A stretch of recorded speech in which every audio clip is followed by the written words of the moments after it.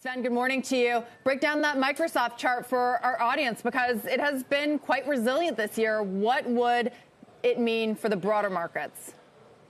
Hi, Dee. Good to be with you. Look, we've actually been pretty constructive on Microsoft because it's held above its weekly 200-day moving average. Yes, it's broken its uptrend this year, but it in general has a very solid chart structure. Now, have risk into the 200 weekly MA down to 212, but so long this channel holds, it can rally hard with the market because I see a lot of constructiveness in the technicals in the market vis-a-vis the June lows, because bears so far have failed to sustain new lows. When you hit a previous bottom, you want to see the internal behavior in the market. So yeah, there's still risks out there with yields and earnings, obviously.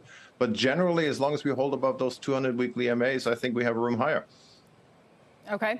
Then talk about the broader NASDAQ, October lows versus June lows. You say it shows a very distinct positive divergence. So the selling pressure could have abated here. Is it time to get in?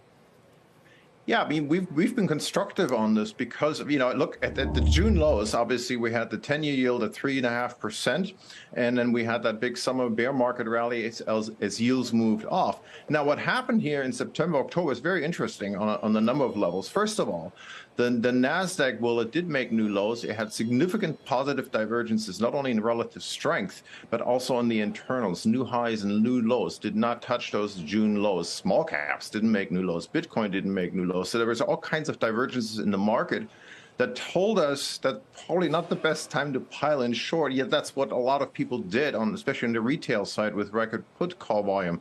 Now, I don't want to be overly optimistic here and just paint a rosy picture, but we pay attention to technicals, and it's all held. And, the NASDAQ, as Microsoft, for example, they all held a yearly 5 EMAs. So from that perspective, nothing's broken at this stage.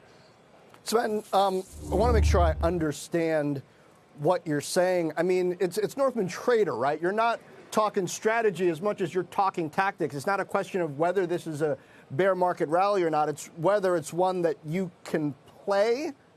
Is that what you're arguing? Yeah, I mean, we're looking at it from a day trading perspective, but from a swing trading perspective. And then the S&P, for example, when it made those June lows, it also made a distinct positive divergence right into critical support, the yearly 5 EMA, the monthly 50 EMA. So there's a lot of points of confluence there that were positive. Now, if you look at this through the lens of the weekly 200 EMA, we actually had a very similar setup in 2008, where the initial weekly 200 MA was pierced slightly. Then we had a massive counter trend rally that got us back up to the weekly 50 MA and the 61.8 fib. Sorry for all the technical chat. But in the current context, that would get us around 4,200 to 4,300 for maybe some sort of year-end rally. And then we all have to determine what the macro looks like, because we still have the threat, obviously, from yields that are extremely high.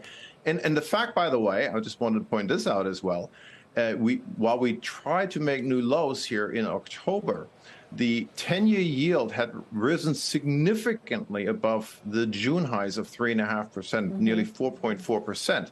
So the market seems to have reacted less to these rising yields than I would have expected, frankly. Right. And so these positive divergences have played so far. And as long as you can maintain that, you can have a nice, solid, sizable counter rally. And then we'll have to assess the macro, because in the long-term context, the long-term context, you don't get a bottom until the Fed actually is deep into a rate cutting cycle.